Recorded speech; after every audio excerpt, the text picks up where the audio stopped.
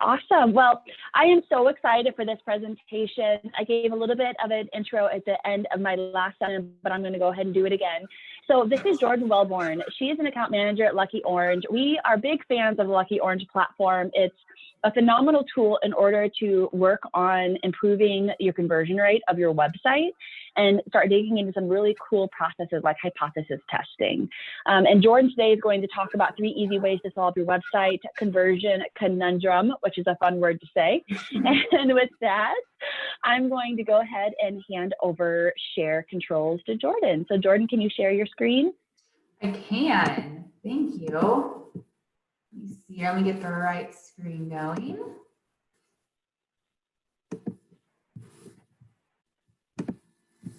Perfect. And just as a reminder for all of the attendees, please put any questions you have into the Q&A section. I'm going to be aggregating all of them, and we'll have a Q&A with Jordan at the end of her presentation. Engineer, are you able to see just my presentation screen? It should say the title on the page. We do not see it yet. Okay. 1 second. So fun. No worries.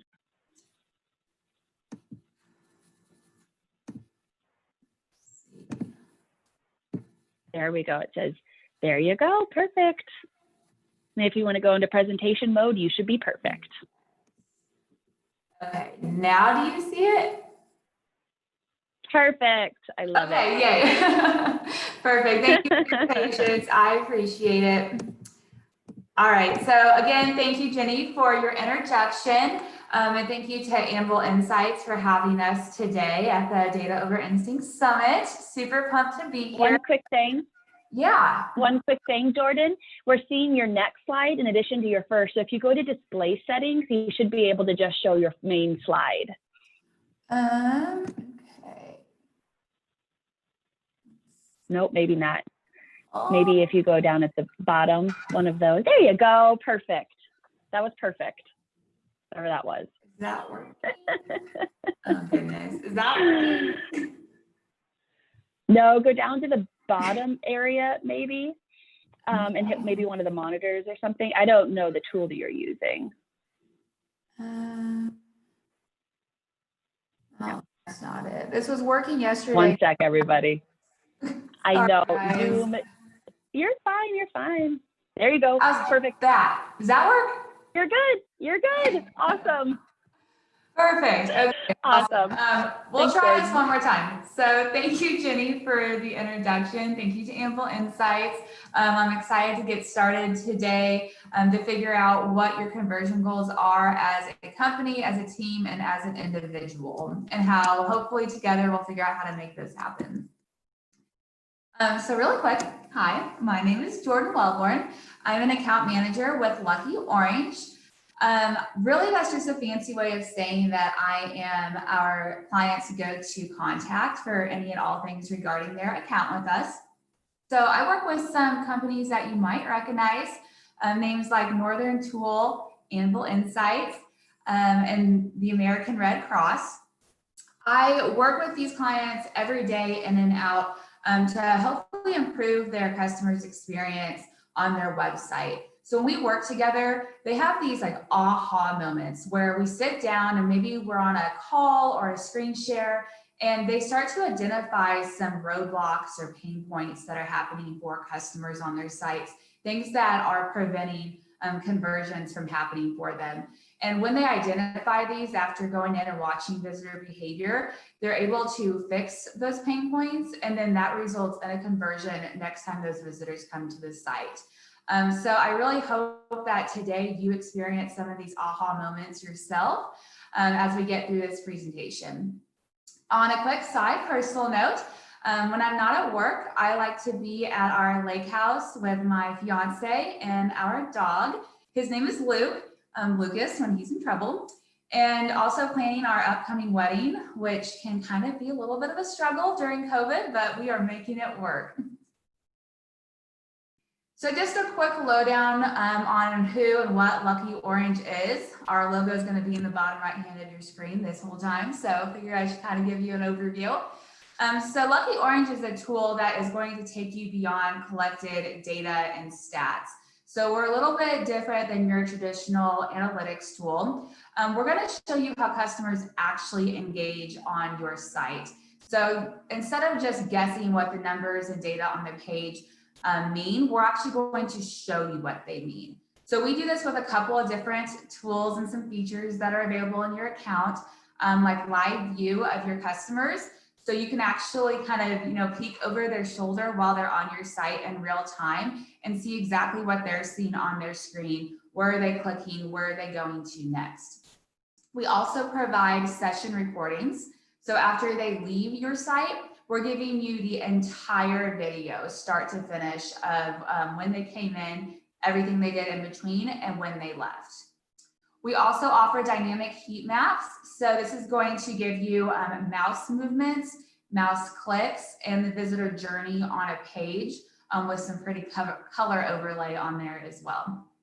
And then a few other tools like live chat and polls, which I'm going to dig into a little bit deeper in this presentation, as well as conversion funnels and a whole lot more, all kinds of fun stuff in there. So I encourage you to check us out if you want, but I will get off of my Lucky Orange soapbox there, and we will go over what our goals are for today and kind of break down our game plan. So we're going to learn how to better understand your visitors. So again, taking you beyond numbers on a page. We're also going to find out what your visitors truly think and experience on your website. So are there eye-catching visuals? Do you have the correct products that they are searching for? We're also going to discover ways to increase your conversions, kind of the whole reason that we're here. And hopefully every slide takes you closer to answering this question and figuring out some plans of action. And we're also going to hear some real world success stories. So some true real testimonials to really see the success and benefits of using visitor behavior. So the question on the screen and the question that I am asking you, how much time, effort, and money do you spend generating traffic to your website? So companies just like yourself are going to focus on generating traffic to your website. That means a lot of time and money spent on paid campaigns and hiring SEO specialists, as well as time to sitting down and analyzing the data and the numbers and trying to make sense of what all of it means. And I guess the real question is, does all of that time and effort and really frustration equal in the sales or the signups or the conversions that you're wanting? Or does it just lead to a bunch of frustration and more questions than answers? So that's kind of what we're here to find out, the whole purpose of this presentation. So the conversion conundrum. Most of you are familiar with what a conversion is. So ultimately you reach this conversion goal when a visitor to your site completes whatever desired action you have identified. So this desired action is what gets you to that conversion goal. So that goal is going to be a little bit different for everyone. So a few examples, and probably the most common one I'll start out with first is a visitor makes a purchase of your product or your service, so resulting in a sale, yay. Or they go on and they fill out a form and they sign up for your monthly newsletter or blog post, so resulting in a subscriber. Maybe they sign up for initial consultation call to connect with you, or maybe they even sign up for email and text alerts from your company to receive them in the future. So all of those things and more are considered conversions. It's really completely unique to you, your website, and your goals. So here's a lot of people on a page, and this stat kind of blew me away. An average conversion rate of online consumers is less than 3% across all industries, all niches, and all businesses. That means for every 100 visitors you're getting to your website, only 3 of them are going to make a purchase or make a sign up, or again, whatever that number looks like for you. So these stats kind of shocked me, They may also be shocking you, or you may be like, yeah, tell me about it. That's why I'm here. It's an all too familiar story. So we need to figure out why 97% of your visitors are leaving before converting. Because again, you're spending all of that time, money, and effort getting your visitors to the site, getting that traffic there, but they're not converting still. So how do we get that number up? And I know I keep saying that, but in this presentation, we are going to cover some actionable and relatively easy ways to raise that conversion percentage. And if you're not listening to me and you're just counting all the people on the screen, there are in fact 100 people on there. We did go through and count. So just in case you were curious. And that's just to highlight those 3 people out of that 100. So that really gives you the contrast there and makes it stand out. Because like I said, only 3 out of that 100 is pretty shocking. So when our conversion rates fall or are lower than we think they should be, we might react with some assumptions or almost even like panic thoughts. So we're going to start doing some things that we think are going to help. So we may think that we're going to start driving more traffic to our site. So we start increasing our paid campaigns and we drive more traffic because we think more traffic is going to equal more conversions, maybe, hopefully. Or maybe we start posting more to our social media. So we're going to blow up our customers' feeds and we're going to hope that by having our company logo or our product in front of their faces is going to compel them to make more purchases or signups, again, whatever that looks like for you. Or we might think that updating our site is the way to go. So we're going to put a pretty new product image up, or we're going to completely do our website theme. And then we might just think, you know what, I'm going to get a whole new audience altogether, and I'm going to start targeting brand new customers. So nothing is wrong with any of these approaches or ways of thinking. It's really pretty common to think this way and something that we may even be reading in blog posts and articles, but it's arguably not the only or even best approach to make. It may not be the most effective. And we're going to kind of take a look at why I say that and why visitor behavior over traditional analytics may be the way to go. So traditional analytics is going to give you a basic overview of your visitors. So this can tell you what location are they visiting your site from, or what source did they come from if you're running some kind of ad. But what visitor behavior is going to do is tell you why they left. Were there issues and pain points that they encountered when they were on your site? Is there a button that wasn't working? Did they get to a page and it errored out? Traditional analytics is going to tell you where someone went on your site. So let's say you had 20 clicks to your create an account button. But visitor behavior is going to tell you what they clicked on and how they moved during a visit. So you got them to the checkout form, they filled it out, but then when they went to go submit their information, that button they were trying to click on didn't work. Visitor behavior is going to show you that instead of just telling you. Traditional analytics is going to tell you how long someone spent on a web page, but visitor behavior is going to tell you what they did during that time. Just because they spent a long time on a page does not necessarily mean that it was an effective use of their time. Maybe there was a constant pop-up ad that kept occurring, but they spent their entire time just clicking out of it and trying to get it to go away. So again, long time spent does not mean an effective time. And then traditional analytics will tell you the average page views of a visitor, but visitor behavior is going to tell you perhaps why there is a high bounce rate with those page views. Gives you the why behind it. How did someone engage on your site? Did they just go through and click on all the different pages looking for an answer or a product that they were unable to find? So all of these analytic approaches that I'm speaking on, as well as pain points, they really apply to all industries of all sizes, budgets, and niches across the board. So anywhere from the enterprise, Fortune 500 companies, down to your small businesses and your solo entrepreneur, one-man bands, just trying to make it. So all of what I'm saying today is relevant to all of these industries. So quote on the screen, it's much easier to double your business by doubling your conversion rate than by doubling your traffic.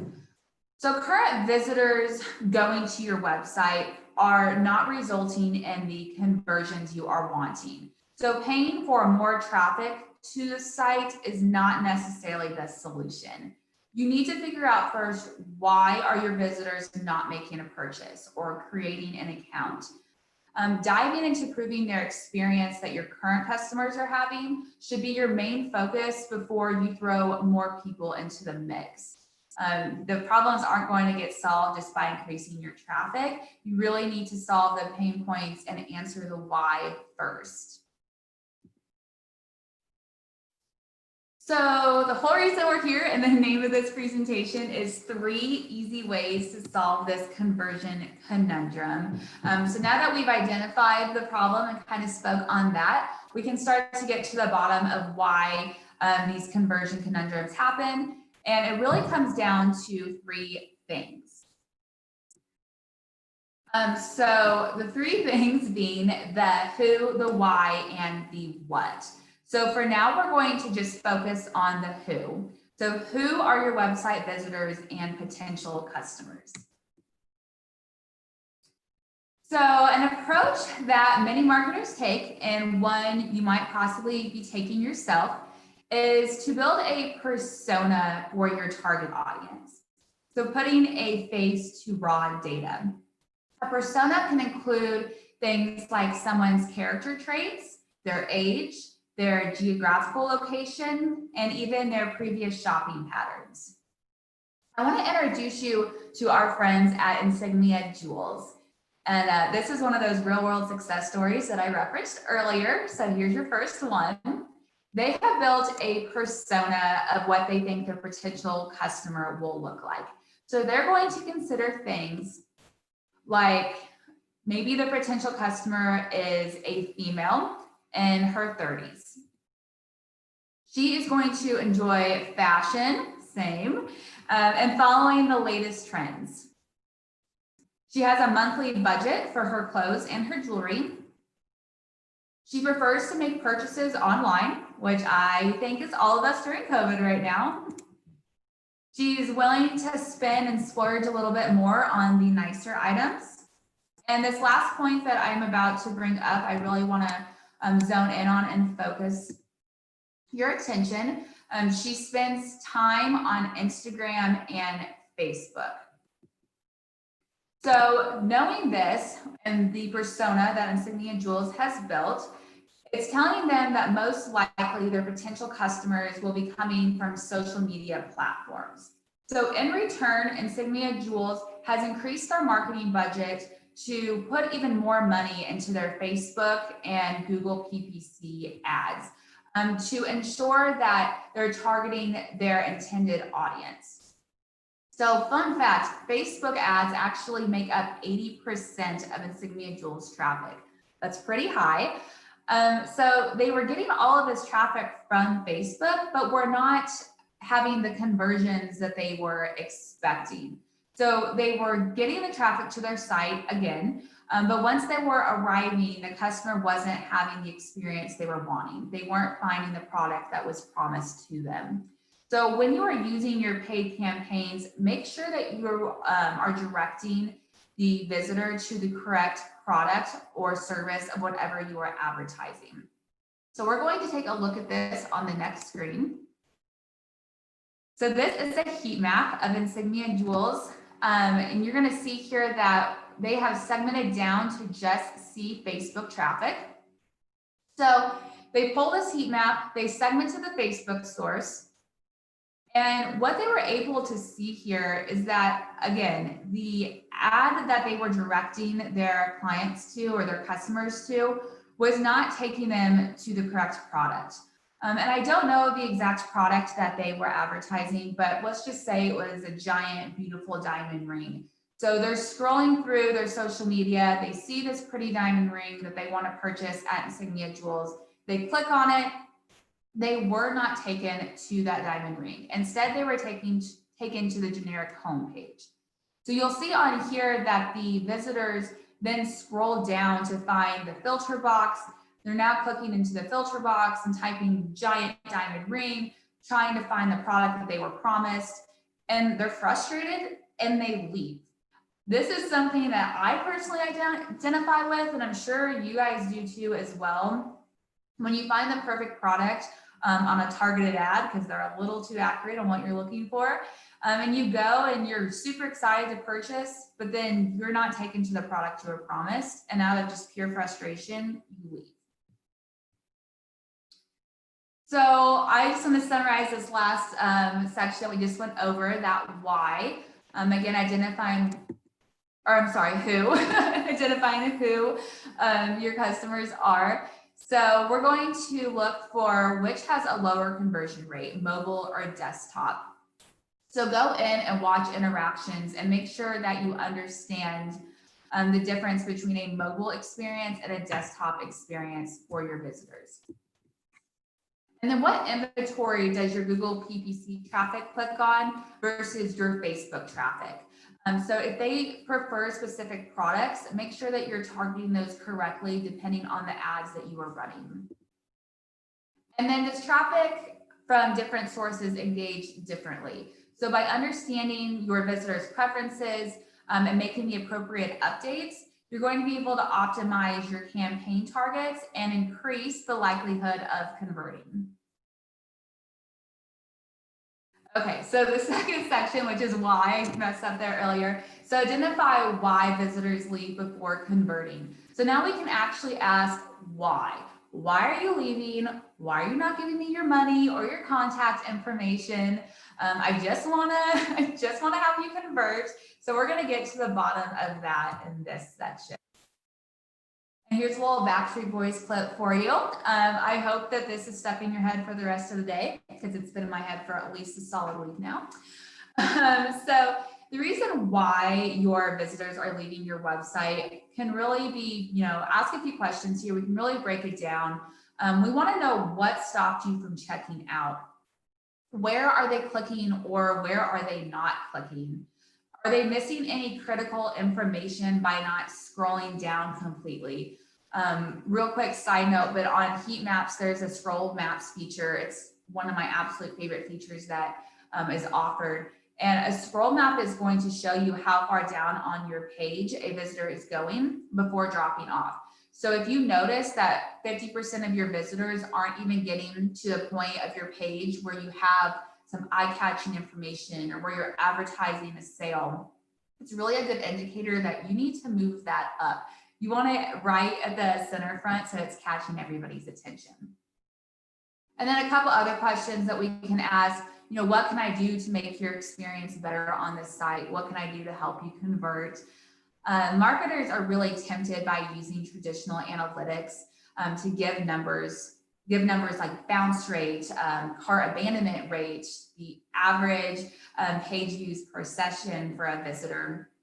And these numbers are great, but again, they do not give you the why. Why clicks are not happening, or why do they not complete their purchase? Numbers just can't show you what visitor behavior can.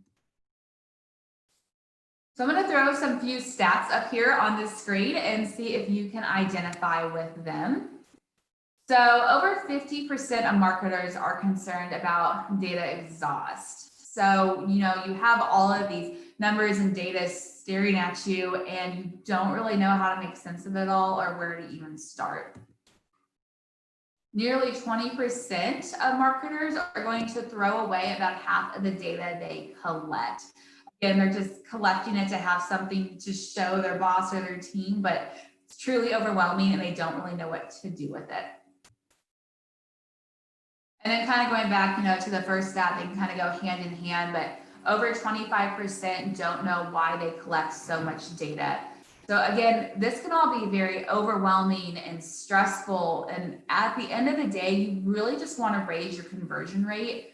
I don't want to look at a bunch of numbers. I just want to be told what to do and how to make it better. So a little fun cartoon there on the screen.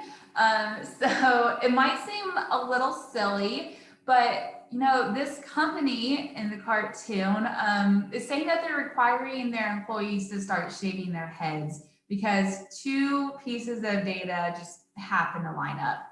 This could be the result of too much data. Really, these are just 2 events that happened on similar timelines, but really do not go hand in hand and have no correlation to each other. So instead of digging through data or being overloaded by the sheer amount of information, using visitor behavior is going to take you beyond that and again, give you your why. It's really important, especially in this case, to understand your why, or you might just have a bunch of bald team members milling about and for no good reason. So make sure we understand that why.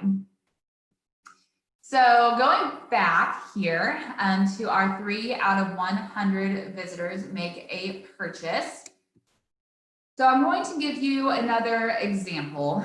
This example comes from SQRTN company. Can't say that too fast. They sell hats amongst other things. So I'm highlighting these 2 visitors here on the screen. So both have the same goal. Both would like to make a purchase of a hat from this website. You'll see that one is coming from their mobile phone and one is coming from their desktop. So 80% of SQRTN's traffic comes from mobile devices, but only 50% of those visitors are converting and actually complete a purchase. So what the data is telling them is that 3/4 of their visitors are leaving the site before adding products to their cart and completing their purchase. That's not going to work. So they took some visitor behavior to try to figure out the why. So with this information in hand, they went to the recordings to watch 2 different experiences of their customers. So again, one on a mobile phone and one on a desktop computer to see if they can identify any pain points that were occurring. So on the left-hand side of the screen, you are going to see the desktop view of a recording, and on the right, you will see the mobile. So this is SQRTN's website. So again, they went through and they were watching recordings of visitor behavior and what their visitors were experiencing. So what was their visual and usability of the site during a desktop experience and a mobile experience? I think one of the biggest things and mistakes, I guess, that we could make is that assuming our website is going to be working correctly at all times.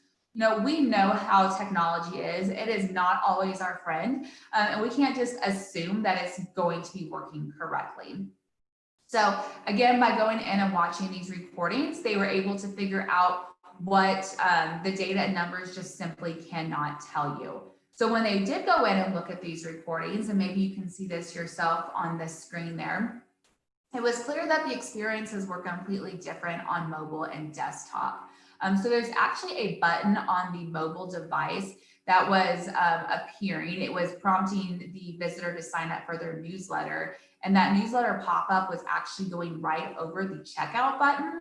And the visitor wasn't able to close out of that pop-up. It just kept reappearing, which then was they weren't able to click on the checkout button because the newsletter button was blocking their experience. So out of pure frustration, they're like, well, fine, if you can get your button to go away, I'm gonna leave. And they did. And that's why their conversions were so low. So then they're able to go to their development team or whomever is in charge of this, make that quick fix, and then increase their sales. So this is the visual again, but this time you'll notice that there's a few more highlighted people there on our screen. So we have started to increase our conversion rate from the last example we looked at because we were able to help SQRTN solve a conversion conundrum and increase their sales and give them more glowy people. So this time around, we're going to look at a little bit of a different roadblock. This is for a company called Battery Station. They are a UK-based realtor. I'm going to highlight a few more people here on this screen. So one of our people here want to complete a purchase, but they don't want to include their company information. And the other also wants to complete a purchase, but does not feel comfortable providing their phone number.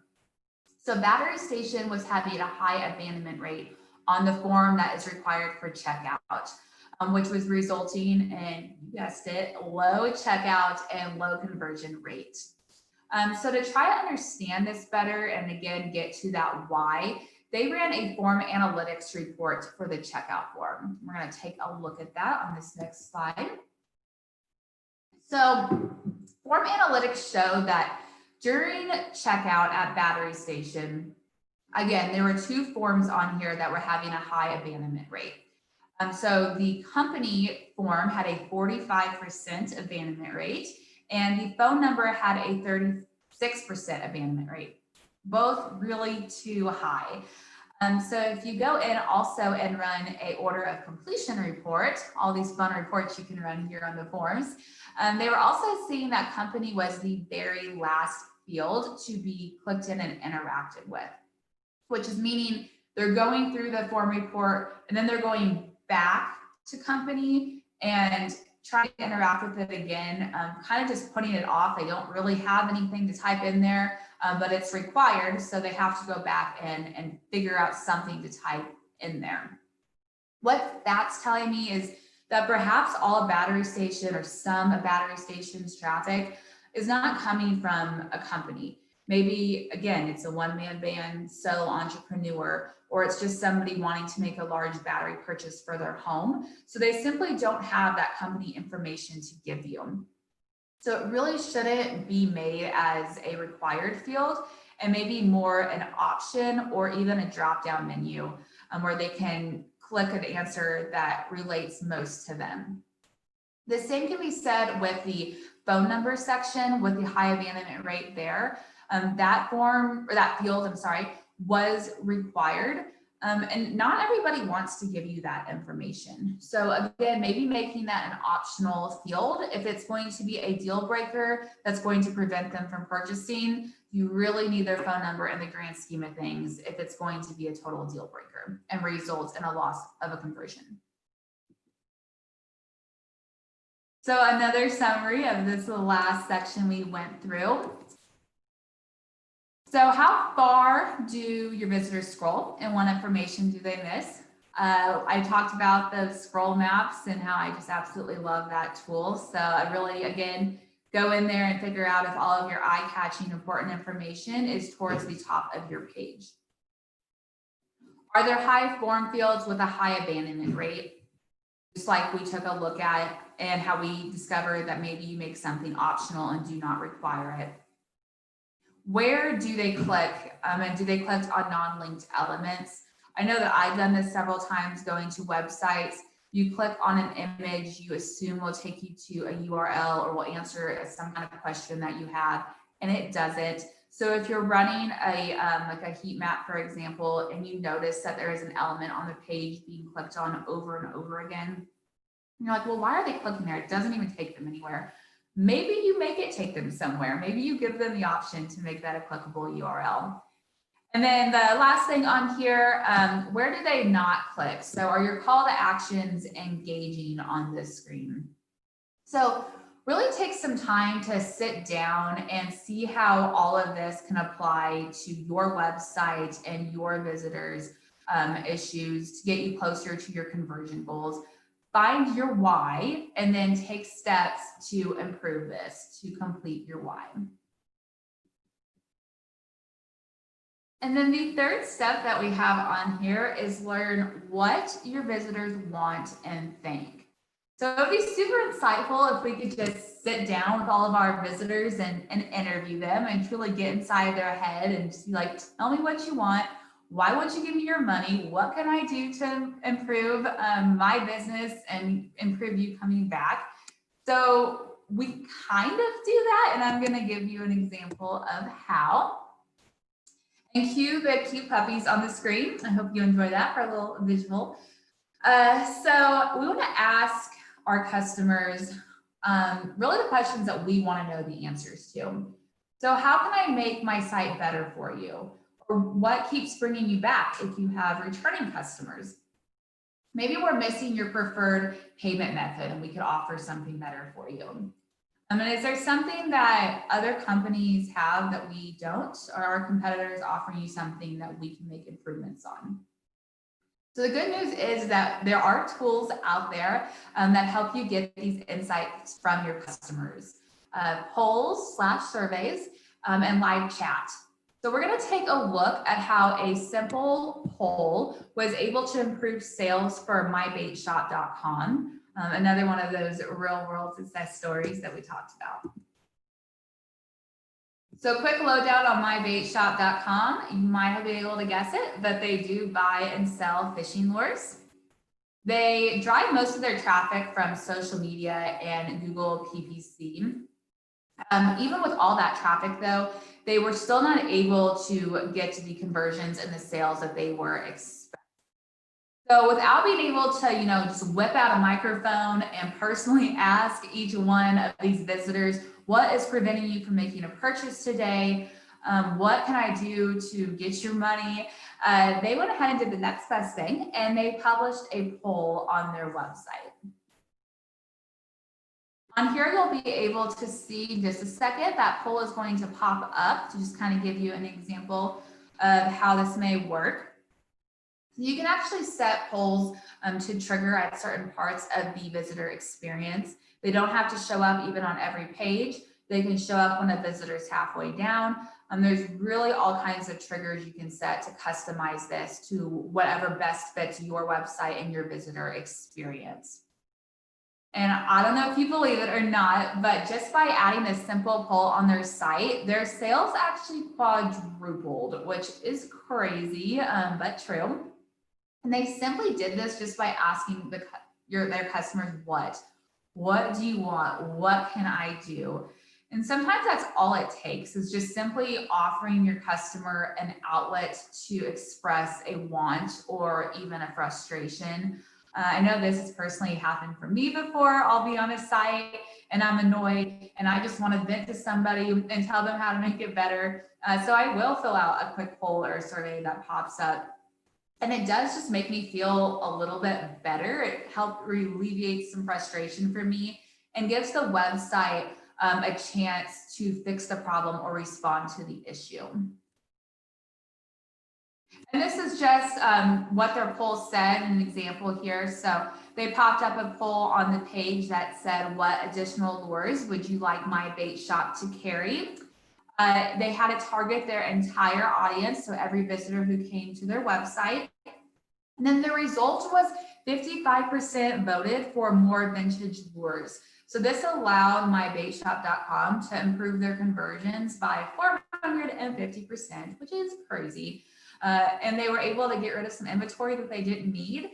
And it was good all around for everybody. And, polls and surveys are just really a minimally invasive way to get kind of in your customer's head, get some feedback, and again, just understand what they need and what they want. Polls are typically anonymous, so people don't mind responding to them pretty quickly without any friction, giving you quick feedback there. And then this is just a couple examples of different questions that you can ask that fall into some different categories. Is there anything preventing you from checking out today? What was the purpose of your visit? What can we do to improve your experience? And are you finding what you need today? The questions are really virtually endless. Again, completely customizable to what you need and what your users need to give you. Is it their first time shopping with us, or is it their 50th time? That's important feedback to know and ask. And which products are you most interested in? So I can stock my inventory and make sure to offer you that next time you come. Fun GIF on the screen. So So polls help you get that feedback from your visitors. But what online chat is going to do is have you connect with those visitors in real time and hopefully instantly answer any questions that they have. This is actually personally one of my favorite ways to connect with our customers on our site. We use chat daily on Lucky Orange. I love being able to connect with our customers and instantly get them that answer that they need, or maybe solve some kind of issue that they're having. Our support team also really enjoys it because it alleviates some of the time that they spend on phone calls or in emails answering tickets and concerns. So, you know, less phone calls, better, right? This day and age, we all rather just talk behind a screen. So chat is the best way to do that. You know, they have questions and you have quick answers. So this is just giving you a few more stats on why live chat. So 53% of your customers are going to abandon their online purchases if they can't find a quick answer to their questions. Again, something that you can probably relate with just as a consumer on somebody's website, looking for a product and you're frustrated and you leave because you can't. More than half favor live chat rather than calling into a company for support. It's a lot easier right there at your fingertips. You don't have to search for your phone or any phone number. You don't have to be put on hold. And then 50% of users have increased since 2012 in live chat as the customer preferred communication channel. So chat has gone up in popularity. It's definitely more preferred in this day and age. And then this is just an example of a chat that's happening on GLM displays. They use chat to have their support agents connect with their customers. So again, hopefully taking away from time spent on the phone and answering emails and support tickets. By using chat, they were able to help visitors before they left the website and offer some fast answers. And it really helped them be efficient in handling all of these multiple chats that were coming in. It can really be done relatively easy and quickly without taking away from your other tasks during the day.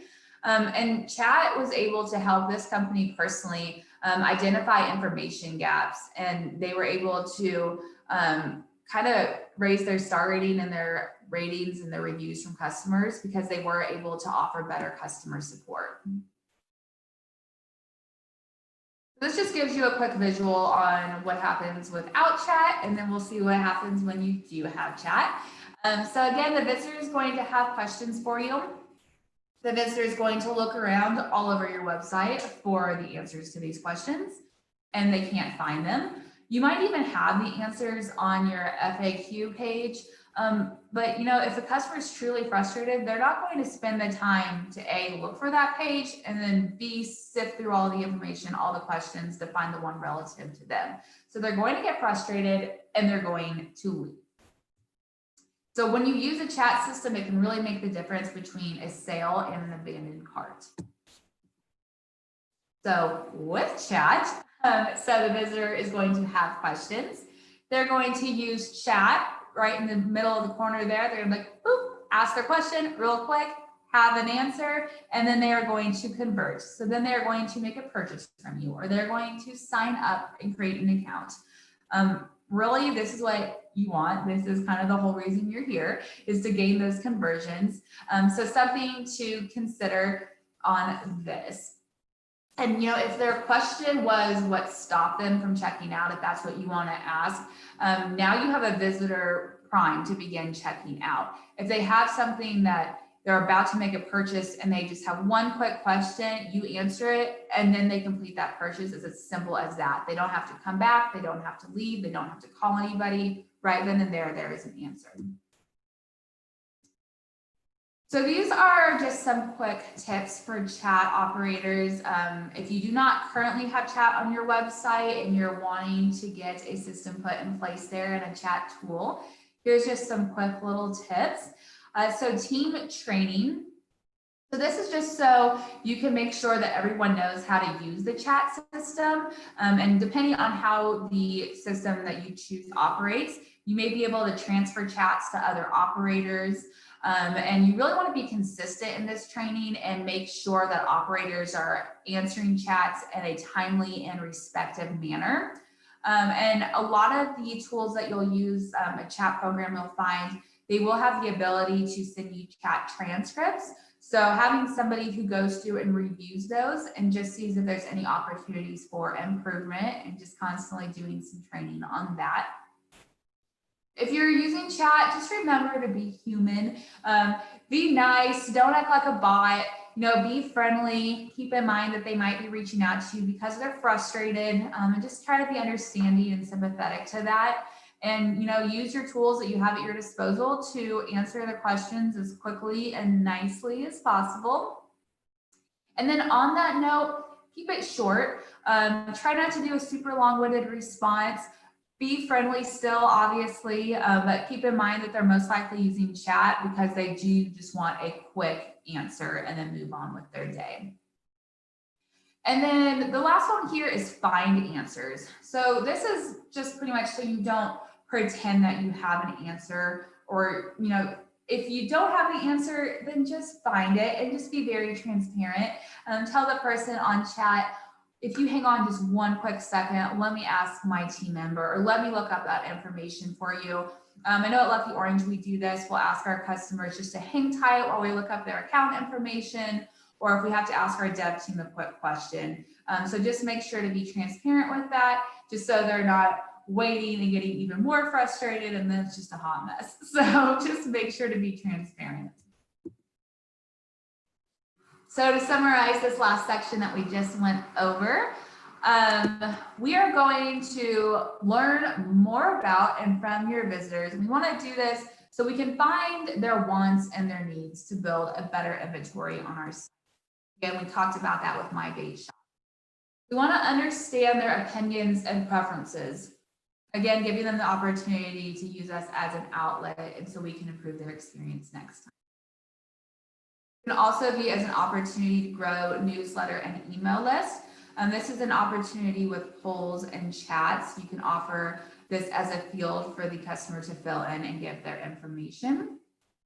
Again, increasing conversions. And then identify information gaps to clarify policies or descriptions. So again, just making sure that you understand their pain points and coming up with a solution to that.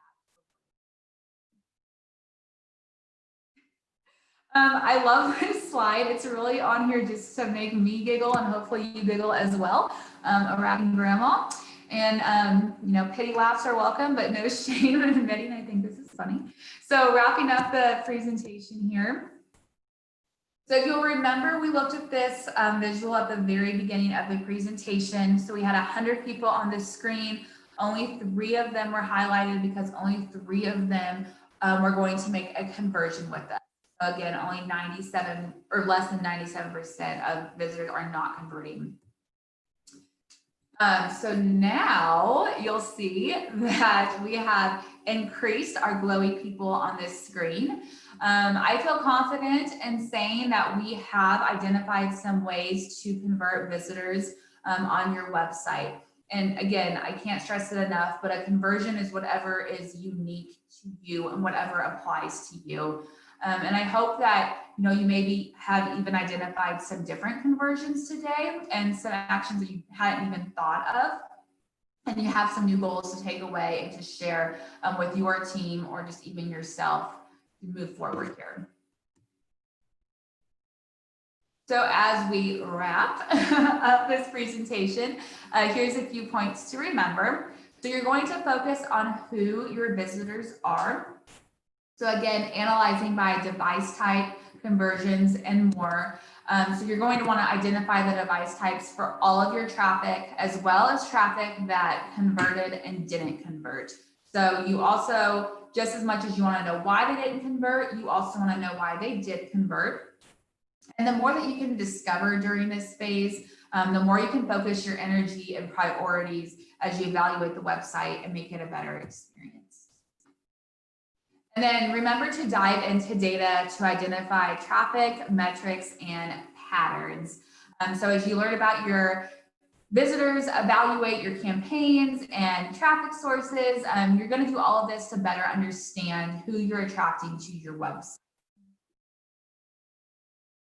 Then we're going to remember to identify why visitors leave before converting. So understand what visitors do on your website and why it is they're doing that. So watch what they're doing.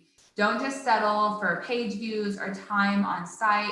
Go in and watch what they are doing on your site. Again, to figure out why did they click on this button or why are they not making this sale? I don't understand. Go in and watch and figure out that why. And don't assume or guess, go in and see. So I know I keep saying this, but really you want to go in and watch visitor interactions on the page. And let's stop guessing and stop saying I think and go in, and then you can now say I know because you saw it happen. And then we're going to remember to learn what visitors want and think. So ask your visitors and customers directly for feedback. Again, if you don't have a survey or a polls tool, I would highly recommend doing that. Stop beating around the bush and just straight up ask your customers and visitors, what do you want and what can I do to make this experience better for you? And then be available to chat and help your visitors become customers. Again, don't be a bot, be friendly, be available, and just be ready to answer any and all questions they may have.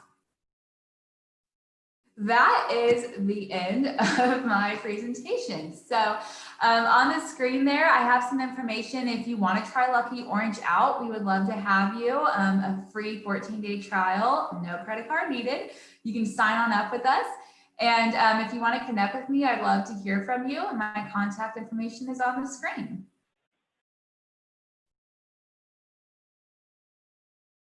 Whoops. Great presentation, Jordan. Thank you so much. I love the way that you brought up so many elements of CRO that people don't think of right out of the gate, like the polls. That was an awesome example. And then also, I thought the website visitor tracking to catch technical errors is a really big deal. That's something a lot of people don't think about when they move into visitor behavior tracking. So 2 great call outs. I have a couple of questions that have been submitted from viewers.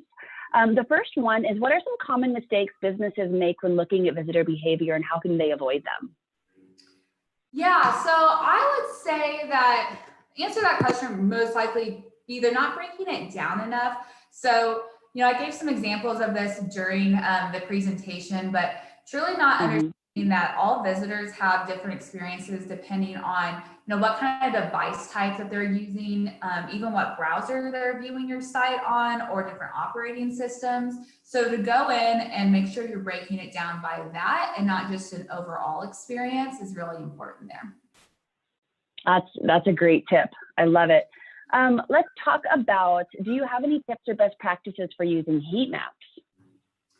Yes. So I know that I talked a lot on the scroll maps because I'm just a big scroll maps fan, but make sure that you go through there and click through the different mouse movement options. So don't just look at the clicks, also look at the moves. So if you have a page on your site that has a lot of reading, like perhaps a blog post, you can go in there and look at the moves movement. So that's showing you where they're hovering their mouse. So good for pages with a lot of reading.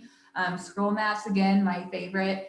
And then make sure, again, you're segmenting down by a mobile user and a desktop user because those experiences are going to be vastly different. Great tips. Another question, can you still use can you still use visitor behavior if we don't have much website traffic? Yes, absolutely. Everybody has to start somewhere. So even if your traffic's a little bit slower to your site, that's actually when I would recommend popping in, chat or polls, because if you do have a little bit slower time on your site, that might be the perfect opportunity to spend some of that extra time connecting with your customers and figuring out how you can bring more traffic to the site and getting some feedback there. Awesome.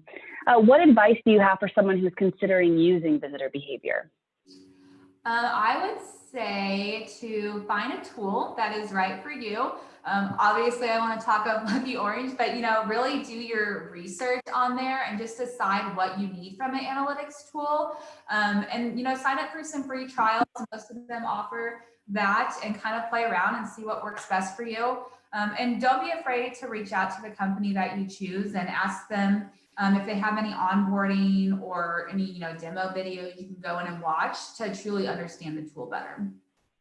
Yeah, that's a great tip. And that actually leads into the last question.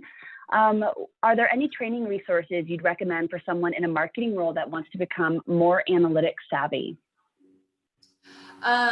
Yes, I would. Well, Lucky Orange, we have lots of different demos. That's like my go-to fallback. I would say though, get on different platforms. There's, LinkedIn, you can get on there and connect with different tools. All of these companies really do want to help you better understand your data. So again, finding that behavior analytics tool, just trying some out, try it on for size and see what works for you. And you really are going to have more questions once you get started, but you're also going to have a lot of questions answered once you get started, if that makes sense. For sure. I totally agree. It can seem very overwhelming before you get started. Then once you get in, as long as you move slowly and learn, it becomes much more doable. Yeah, especially with the visitor behavior tool being such a visual tool, it really does. I mean, you can actually just look at your answers or look at your questions being answered instead of just wondering what it all means. So I would just recommend just get started, just try it out and see what happens. Awesome. Well, on that note, we're going to go ahead and wrap the session. Jordan, thank you so much for your time and all the wisdom you imparted.